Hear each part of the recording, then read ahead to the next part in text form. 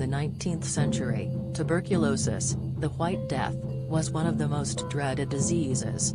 Highly contagious, it swept through towns, claiming thousands of victims, including entire families. There was no known cure. Doctors thought that the best treatment was sleep, good nutrition, and lots of fresh air. Thousands of victims tried out treatment centers in the countryside on mountains where they were exposed to the air, even in the coolness of winter. Louisville, Kentucky, developed in a low valley, declared to be an excellent breeding ground for tuberculosis and gave Louisville the doubtful distinction of having the highest infection rate in the United States. In 1926, Waverly Hills Sanatorium was developed as a state-of-the-art treatment center for tuberculosis victims. Some actually survived, but estimated tens of thousands died there, one an hour at the height of the epidemic. Besides exposure to fresh air, patients were operated with experimental methods. One involved irradiation with ultraviolet light in the belief that it would kill the bacteria ravaging the lungs. Lungs were inflated with surgically implanted balloons. Some patients were subjected to hydrotherapy, which frequently led to life-threatening pneumonia. Another procedure, pneumothorax, continued deflating the infected parts of the lungs.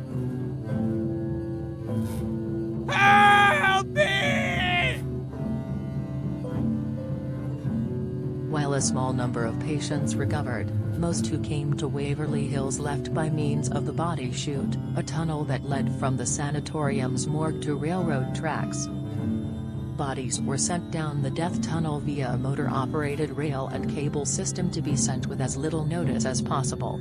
Staff thought that if patients knew how many were dying, they would suffer a severe psychological setback in their therapy. By the late 1930s, the epidemic of tuberculosis was declining. In 1943, the discovery of the antibiotic streptomycin nearly eradicated it. In 1961, the sanatorium closed.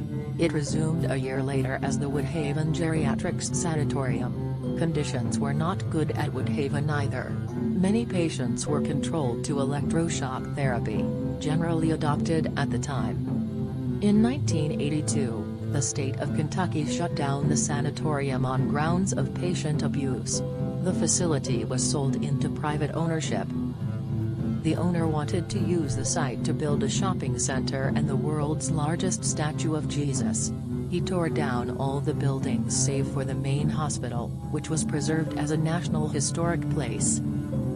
The house was deserted and left to the details and to thieves and vandals. Evidently the owner thought that if the house fell into ruin, he could command with his plans to rip it down. No effort was made to prevent people from entering the mansion and helping themselves to whatever they wanted: lighting fixtures, appliances, doors, banisters, toilets, and even plumbing pipes. The interior was further destroyed by water damage from leaks in the roof and failed gutters. The property was sold in 2003 to the Mattingly family. By then, stories of hauntings in the abandoned and ruined hospital were widespread. The Mattingleys established the Waverly Hill Historical Society to raise funds for the extensive renovation needed to restore the hospital to its original condition. They also allow guided tours. For decades, Waverly Hills visitors have encountered slamming doors around the building when no one else was around and bright lights illumining the halls when there was no power running in the building.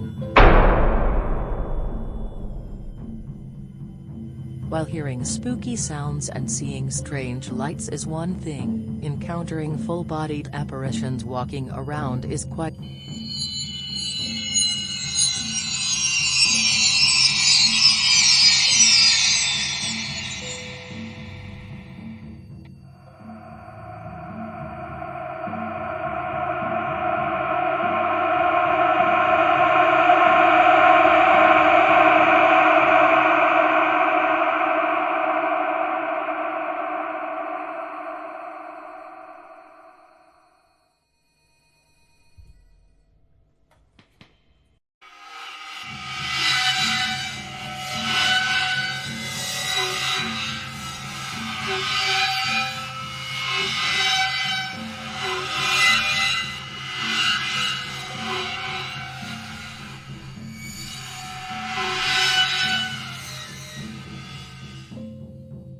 The experiences mentioned above are just a tiny fraction of the paranormal activity that is said to go on at Waverly Hills Sanatorium. Many of these things have been caught on camera and audio recording devices, leading to the building earning the title of one of the world's most haunted places. If you would like to take a tour and see for yourself whether these stories are true, then visit Waverly Hills Sanatorium website for more information.